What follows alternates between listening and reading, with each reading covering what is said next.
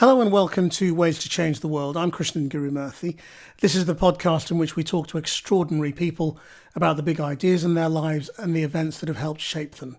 My guest this week is wonderful at exploring big ideas in often complex but very accessible stories. He's one of the greatest novelists of our times, and he has a new book out. Kazuo Ishiguro has a novel called Klara and the Sun coming out now. It's only his 8th novel, and it explores the world of artificial intelligence, a world in which we all have artificial friends who are in fact robots. There's a lot in it. Kazuo, thank you very much indeed for joining us. I just wanted to begin with lockdown because we've been in this time with a lot of control, quite bleak and dystopian for some people in all sorts of ways, and I wonder how you've been. Well, I mean, I feel almost guilty about how relatively comfortable my lockdown has been because, I do the kind of job where I don't have to go out there and risk my life. And I think the huge thing about the pandemic is something that is quite difficult for us to get our heads around at the moment, which is the number of people that have died. And I think while we're in the midst of it, perhaps there's a reluctance to actually embrace that. It's almost like, we're in the middle of a war or something. You don't want to look at that. But, right at this moment, there are millions of people bereaved. And I don't think we've quite woken up to the actual kind of emotional damage. How important do you think it is to face that? Because there's going to be a temptation, isn't there, to just race into trying to recapture normality, trying to see friends and family, getting your vaccination and rushing off and saying, I'm fine. But as you say, there's going to be a huge thing to process, which we might not. There's a danger we might not, isn't there? Yes. I mean, of course, it'll be absolutely understandable that we rush out there and we want to embrace each other again and enjoy ourselves. And, I think that's absolutely right. I mean, it's part of our emotional resilience that should be celebrated. However, I mean, I think we do have to recognize the kind of emotional shock and hurt and perhaps, permanent damage of having lost so many people in such a short period of time. And of course, it's very hard to quantify that or know what to do about that or to defend ourselves from all kinds of repercussions of that. There has to be a mourning process for the lost people. Otherwise, it is going to resurface in bad ways. Have you lost friends and family at all in this pandemic? There's only one person actually who did die. A guy who was my accountant for about 25 years, and he had retired and he was in his 80s. But I mean, I think about him and think he'll still be here if it wasn't for that. I mean, because part of what I do. I mean, all right, I'm a novelist. I stay at home a lot of the time, so lockdown is easy in a way. I'm kind of trained for it. But every now and again, I go on these splurges where I go on publicity tours, and I'm kind of geared up to walking onto a stage and looking at a crowd and thinking, oh, there's 400 people here, there's 800 people here, there's 30 people here, and the idea of 130,000 people dead. I mean, I can see that kind of like a picture. It's like 130 times the Royal Festival Hall filled up. And it does kind of really hit me. But I mean, a lot of people have asked me to comment in the last couple of weeks about the pandemic. And it's always in terms of how technology is changing us or something like this. And I just think that we got to just remember the human cost of this. This is the primary thing it's about. It's about people getting ill and dying. I mean, it's interesting that that's what people are asking you about, because I mean, I was thinking the other day that, we've had this sort of enforced period of working from home or being at home or enforced leisure time, but within our walls. That's also what people have been warning we're going to have to learn to live with from an era of artificial intelligence, where we don't have normal jobs anymore, where we don't necessarily all go to offices or factories or normal places of work because a lot of our jobs have been taken over. And this is an area where you have approached with Klara and the Sun and the impact of artificial intelligence on us, but not at all in the traditional way, which is how it changes our day-to-day lives. You've written instead about relationships and love. Yes, I'm just focusing on one aspect of the changes. Klara and the Sun isn't an attempt to write some big definitive thing about how our societies will change. I mean, although that is in the backdrop, there's a background of a society in flux, not just because of artificial intelligence and its repercussions, but also because of gene editing. But my story at the front of it is focused on what it does to human relationships, particularly within the family. Do we actually start to look at ourselves as individuals in a different kind of way? Do we relate to each other slightly differently? This old-fashioned idea that we had souls, in each of us had a special soul, a unique soul, and by virtue of that, we were unique individuals, and it made some kind of sense to say, I love this person. I don't love that person. I hate that person. Yeah.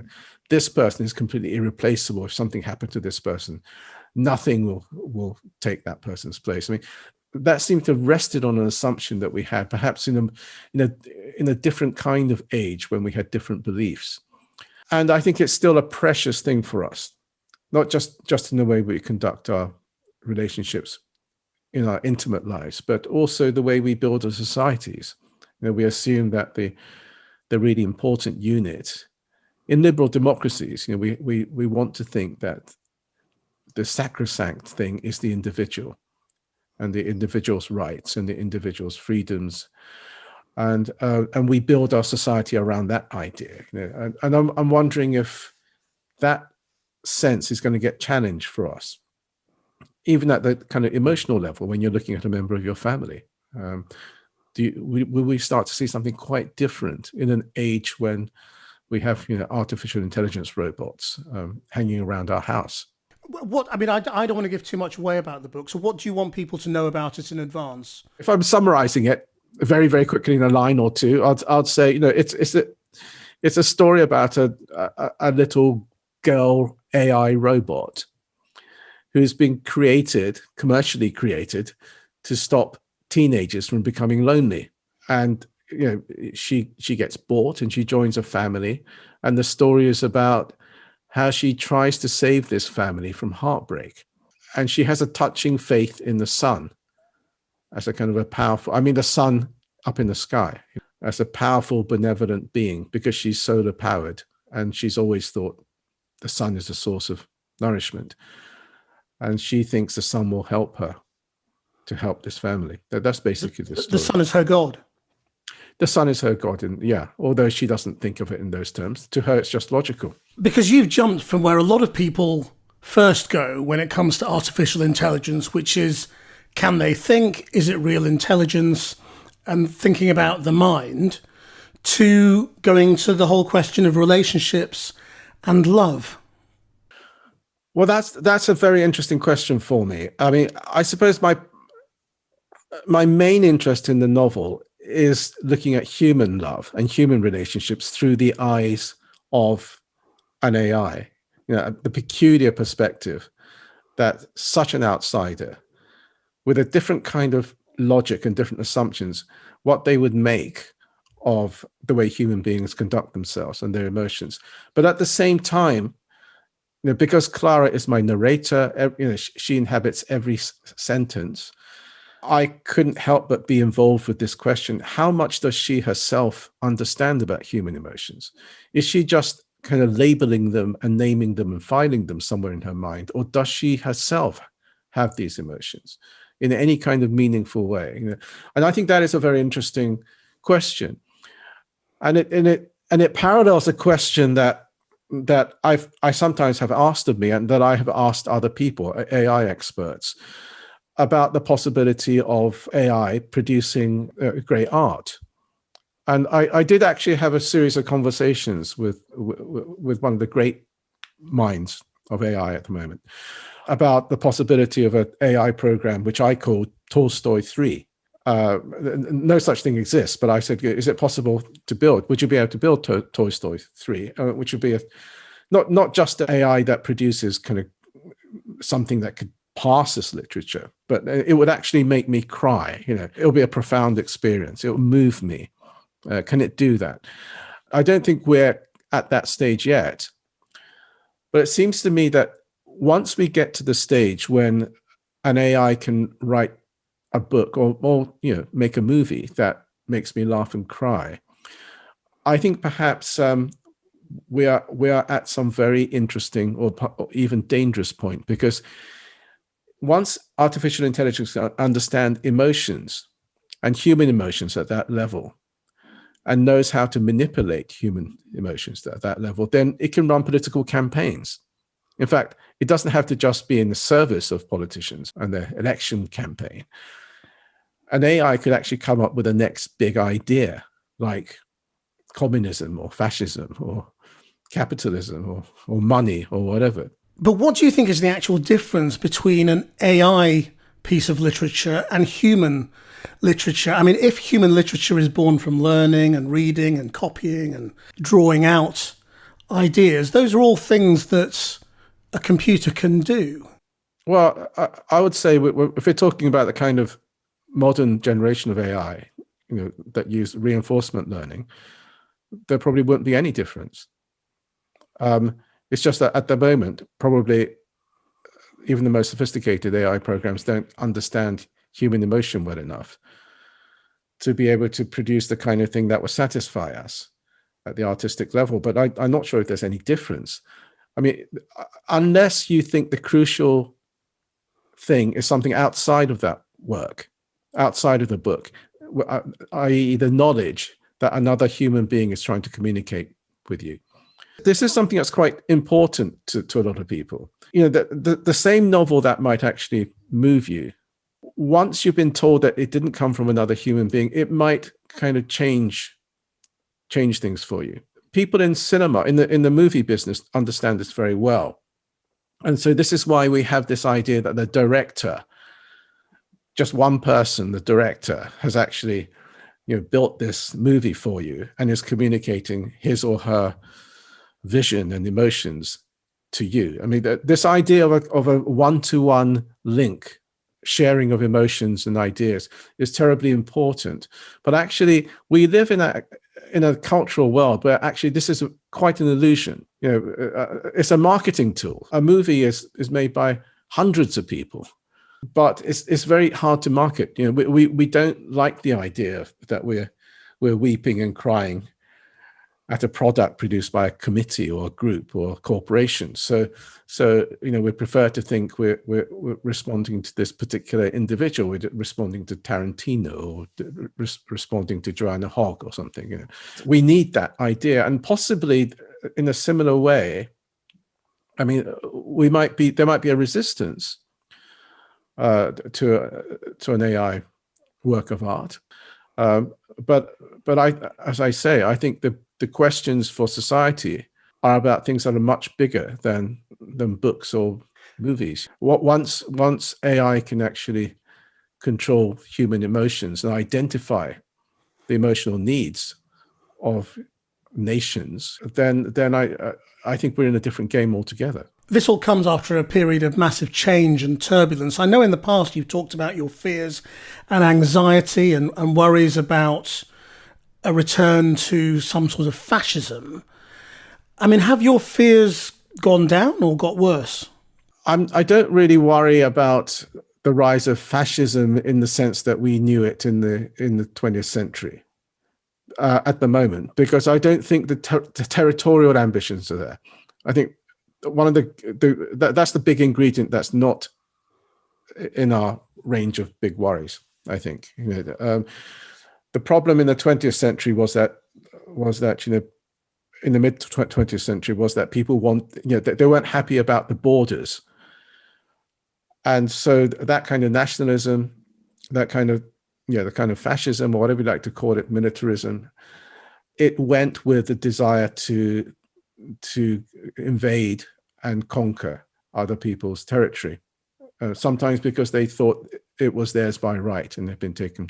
All right, so you had a very dangerous situation where nobody was agreed about who owned which bits of land, who had the right to which bits of land. I don't think we have that in a major sense now, but I think we do have kind of very deep problems. And I think one of the big challenges, as far as I can see, is that the the apparent victory of liberal democracy at the end of the 80s now looks very, very fragile. Perhaps in the era of artificial intelligence and surveillance, I think perhaps a more authoritarian state with a centrally planned economy could fare much better, which was not there as a kind of a counterexample in 1989 when the Berlin Wall came down. So I think, the liberal democratic world has to kind of really have a think about, how we run things, how we continue to compete with other systems. Now, I'm 66 years old. I've grown up. I'm one of the generation that's grown up rather complacently, because all my life there was progress. However much I protested about this and that and didn't like this. I mean, I always assumed that there was this kind of liberal humanist march that would go on and on.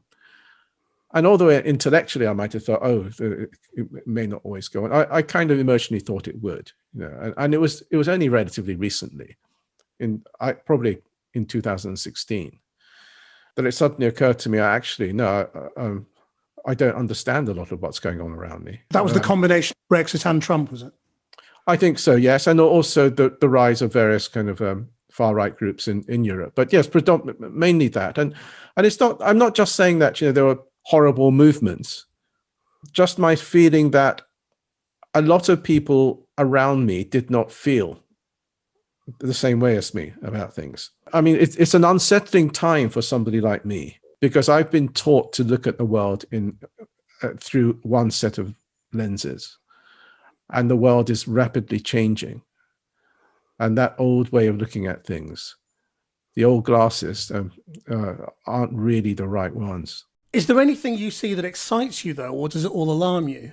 No, many things excite me. I mean, Klara and the Sun is my attempt to write a kind of fairly optimistic, hopeful novel, albeit one that acknowledges that we're at a crossroads about many things in society. These very things that we talked about, artificial intelligence and gene editing, both really excite me. I think the potentials are enormous. I think in our country, in the UK, that there's been already a very fruitful partnership between DeepMind, one of the world's leading and British-based AI companies, and the National Health Service.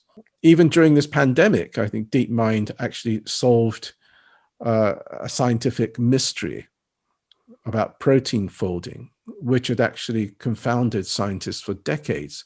And people didn't think we could get a solution to. Now, don't ask me why protein folding is such a crucial puzzle to solve, but scientists say that it is, and it is of enormous benefit to medicine. And if gene editing can remove all disease, disorder, and peculiarities, is it unquestionably a good thing? That side is, and people are very tuned into AI. I don't think people are very tuned into things like CRISPR, but I think they will be very rapidly. CRISPR being the breakthrough gene editing tool, if you like, that has emerged in the last few years. The Nobel Prize has just been given to the two pioneers. It probably is a game changer for many of the illnesses that we fear, the fatal illnesses that we fear. But of course, it's like cosmetic surgery, which is a technique that was developed to help burn victims or people who are disfigured in war or in accidents.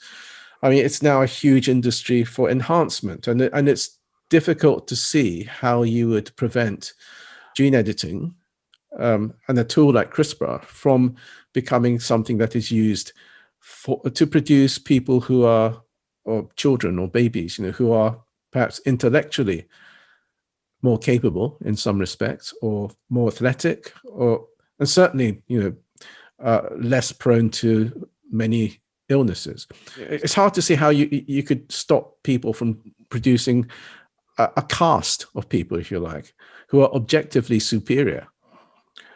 And so I don't know what you do with that in a meritocracy. Don't you stop having a meritocracy, effectively? No, it will be a meritocracy. That's the problem. Meritocracies, we generally think of as a fairly good thing, because we think it's better than some sort of old class system, or one that involves privilege and patronage. But meritocracies can be savage.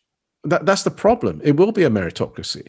You will not be able to argue with the fact that some people are more capable than others because they are objectively so because they're biologically so. And that is a very dangerous situation. So there are enormous benefits, but I'm not, I'm excited by them, but I think as a society, we've got to reorganize ourselves to accommodate these huge changes. I'm not saying these breakthroughs are good or bad. I'm saying they're here. And it's rather like when we went into the Industrial Revolution, we've got to readjust the society. And this time round, it would be better to avoid the equivalence of the slave trade or 7-year-olds working in mines for 10 hours a day. Let's try and not go through that phase. Let's try and figure out how to get the benefits and not live in some sort of dystopian nightmare place. Do you write to deliberately provoke people to think about all these things? Or is it just what's on your mind? These are things that are on my mind. And I don't write message novels. I don't even write novels about dystopias, really. That's just a backdrop. What I trade in is kind of stuff about emotions. That's why I write fiction. Otherwise, I think it's much better to write a disciplined, evidence-based nonfiction book. If you're talking about a lot of the stuff that we've been talking about. But what I occupy is that area of trying to write stories that say, look, if the world is changing like this, if the environment is changing like this, what does this do to us as human beings? What does it do to our relationships? What would it feel like to be in this situation? Essentially, I write novels to help people swap emotions. I'm not really out there to kind of warn people, about this or that. I think there are people doing that. I think the lack of oversight and regulation is seriously alarming because most of the developments are happening outside of government agencies and universities now. It's usually being funded by the big tech companies, and so it's happening outside of the kind of traditional controls that we had, even with things like nuclear energy. I think it has to become part of everybody's awareness, and we have to actually talk about it in the way that people talk about these things, through kind of popular television series and things like this. But your writing as well, in a way it's very easy and accessible to actually pick up and read, but it's very complex and really makes you think for hours immediately afterwards and for days. Is that something you have deliberately worked on and constructed as a style, or is it just the way it comes off the pen? No, nothing comes off nothing just comes freely for me. Writing is quite difficult for me, and that's why this is only the 8th novel I've written since 1980 or something. I'm not a prolific writer, I'm not a fluent writer, but it is important for me, this question about writing things that linger on the mind or linger in people's feelings long after the reading experience is over. That is something that I put a lot of priority on. And it seems to me odd when I listen to kind of like people in creative writing classes or read, look at creative writing manuals, which I don't usually. But the emphasis seems to be almost neurotically on how you hold the reader's attention during the actual reading experience, how you grip people and all these techniques for sort of hooking people in and not letting them go. Well, this is all very important. I understand that. But I hear very little about how you stay in people's minds afterwards. And I think this is really important. Ways to change the world. If you want to change the world with novels or with art, you've got to stay in there. And if you're really lucky and you've done your work really well, you'll still be there days, months, even years later. If you're there long enough, you've changed something. In a small way, you've changed something. So is that what you spend years thinking about before you actually commit to the writing? Probably, yeah. That's probably why I spend so long between books and why most books I might write aren't satisfactory. Ever since 1979, 1980, I've had these little notebooks in which I write down little premises, in a line or two for ideas. Very few of them make the grade. Well, in fact, only 8 have made the grade, I suppose. And even of the 8 novels I've written, about 3 or 4 of them have often been on the same idea. I just change the settings or the genres, and people don't notice. Can I just ask you about being Japanese? Because when you've spoken about your cultural influences, whether it's Bob Dylan and songwriting or the literature that you enjoy, I mean, a lot of it is very Western. So what part of you is Japanese? Well, there's quite a lot of Japanese culture in me. In terms of hard influence, Japanese cinema of the 1950s particularly is a massive influence on me. There's a whole genre of Japanese cinema, not so much the sword fighting stuff of Kurosawa, although I love those as movies, but the what's called the Shomengeki, or the home drama, exemplified by great movie makers like Ozu and Naruse. Now, those things, they're not just films I came to, as a kind of cinephile, later in life. I watched those films as I was growing up. When I was 10, 11, I would watch films like that, domestic dramas set in contemporary Japan, what was contemporary Japan at the time.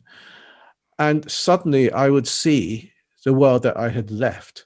And so I would stare at every aspect of those films. I would stare at the room, I'd stare at the way they made their tea, or, what they were eating. And I think some of the greatest movies in movie history were made by the Japanese in the 1950s. And my early books are very influenced directly by those Japanese movies. I think there's also a kind of a Japanese humor, which tends towards kind of the surreal and the bizarre, which is quite instinctively something I'm drawn to. And growing up Japanese in Britain, I mean, how did you feel you were treated? I mean, is there, in a way, a sort of a racial hierarchy here, whereby if you're Japanese, you're not treated the same way as somebody who's Pakistani or African? I think quite possibly what you said is right. But it's also generational. I don't know what your own experience was, Krishnan, but I mean, I'm older than you. And when I appeared in England, in Surrey, in this kind of very English middle-class town, there were no other foreigners. This was 1960, the early 60s. And there weren't preconceived attitudes to foreigners. And so the instinct of the community that we arrived at was to be hospitable to people from the outside. And I think there was a kind of a sophistication in that generation, having come through the Second World War. They had a sophisticated view of the world and what could happen in the world. And so I felt that we were very welcomed as a family. I mean, yes, all right, this was quite a kind of a middle-class family. My father was a government scientist. I mean, it might have been different if we occupied a different part, but I mean, I sang in the local church choir, and I was made the head choir boy when I was 10, and I did always feel that when somebody saw me, because I looked different, the jury was out until I did something. I had a very short period of time in which to actually become the butt of bullying and racist remarks, or to use that to my advantage, and their curiosity. I can take advantage of their curiosity, and even have a kind of a mystique. So I've had a life. But I think the generational thing is very important, because I remember when I was actually almost a university student in the mid 1970s, the whole thing changed. The era of Enoch Powell. It often has to do with kind of waves of immigration, and often the refugee crisis, such as had occurred in Uganda. And then suddenly somebody has actually stirred up a whole set of preconceived ideas and their chants. And I remember the thing changing quite a lot in the 1970s, around 1973, 74. I felt I was treading a tightrope in a way that I never felt until I was that more or less grown up, and people still look at me and wouldn't quite know whether I was a suitable target for racist chants or not. I was reminded of that again in 2015 during the refugee crisis in the Middle East. You get these kind of waves happening here of animosity. Yes, well, I was born in 1970, and I think what you said about waves of immigration and then racism is really true. And what I feel at the moment is that a lot of people have been very surprised by an apparent return to things that people thought had gone with this endless march, as you talk about it, of progress. And seeing racism again was very shocking. And of course, it was a reaction. Yeah, it was a reaction. It wasn't just that, out of the blue, it started to, something changed. I mean, it was a reaction to the internationalization, the globalization, just as I think in the United States, the Trump era was a response to the Obama era. I mean, it was because an African American had been the president for 8 years. But I would say one thing that I think, and you might say it's easy for me because I'm talking from a Japanese ethnic viewpoint, but I think this country, United Kingdom, has done very well. By and large. Of course, there are, there's unacceptable levels of racism, institutionalized and otherwise, in various aspects of the society. But if you look at the performance in that respect of this country, both in the 20th century, when most of the European continent was, the anti-Semitism there was just literally of a murderous scale that we can't imagine, and in general in the post-colonial era, in terms of integrating people from all parts of the world into mainstream British society, I think Britain has done pretty well. I think the American race problem is something of a different order altogether. It's not just in quantitatively. I think it's a different kind of race problem. It's not really immigration based at all. It's about groups of people that have been there from the beginning, and one has hideously oppressed another group, and so it's a different issue. And I think it's much deeper problem. And it's not about how nice or not we are to immigrants. It's a much deeper problem. I also wanted to ask you, as a man who's received pretty much every prize going, which is the one that really matters? I mean, is it the Nobel? Yes, I think it is. I mean, all the other things that have been given to me, I have actually turned down things, because I didn't think I wanted them. So everything I've accepted with a real sense of being honored and gratitude. The thing about the Nobel is that it's a very international prize, in the sense that, all right, the Swedes give it, but I mean, I think people all over the world feel they own it in some kind of way. And of course, because it's given out by human beings, sometimes it goes to the wrong person, or it gives out the wrong signal sometimes. But by and large, over all these years, I think it's something that the world has been able to agree on as being a symbol of progress, where, never mind borders, we all contribute to some kind of common enterprise, and we're trying to do things better. And so I think the Nobel, it does mean a lot to me that I was allowed to be part of that, because it's much bigger than a book prize. It's much bigger than a prize for me. It's us as a species trying to say that we can do it. We can get better. We can do things. Finally, if you could just change the world, wave a magic wand, what would you do? Yeah, I was told. To be honest, Krishnan, I didn't know very much about how this conversation was going to go. I mean, I was just warned that was the question I'd have to answer. And I thought about this hard, and I thought what I would really like is, I think I would make it mandatory for containers of dental floss to be transparent. Because I don't understand why they're always opaque. Because I mean, with toothpaste, when it's going to run out. Loo rolls, all these things. I find with dental floss, you don't know when it's going to run out, and so you find yourself in some part of the world. You're about to kind of meet important people, and the dental floss runs out, and you greet people with funny stuff in your teeth. So I would say, look, just stop this nonsense. Make sure that you can see how much you got left. There's a big thought there, actually. I mean, a much bigger thought than just dental floss, isn't there? A bit like your books. It might be a metaphor. It might be a metaphor for life. Some of us prefer to be able to see how much dental floss we got left, and some of us don't. Kazuo Ishiguro, thank you very much indeed for sharing your ways to change the world and talking us through your thoughts. I hope you enjoyed listening to that. If you did, then please do give us a rating and a review so other people can find this podcast. You can watch all of these interviews on the Channel 4 News YouTube channel. Our producer is Rachel Evans. Until next time, bye-bye.